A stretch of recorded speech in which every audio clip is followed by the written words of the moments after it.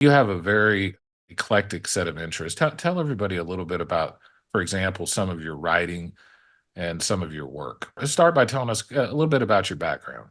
You said it, interest at a variety of fields. That's always been my driving force. I've been very, very passionate about, learning new stuff. I discovered the beauty of progress, the experience of your own experience of learning something new, at a very early stage. And it's been a driver throughout my life. I was a professional athlete, played sports here in Europe, in Norway and in Germany.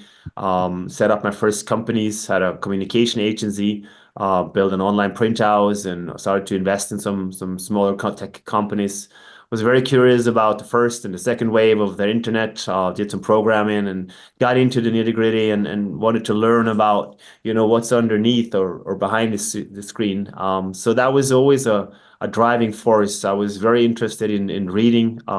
So when we had our away games and doing the sport, I was the one reading on the way over and the one running the microphone on the way back. So there was the diversity and the mixture was always a big drive. And after a while, I was a hardcore capitalist, chasing the finite goals and living a lot out of confirmation from the outside world, extrinsic motivative drive, and I kind of sort of didn't feel success. So I sold up my companies and started to dig deeper into philosophy. I always was very curious about the relationship between philosophy or the academical part of philosophy with the business world, because I saw a lot of the philosophical questions that were tackled and challenged from a lot of the German philosophers 250 years ago. I saw them arising also on the board, board roles on the tables of the meetings of large corporations. So that was a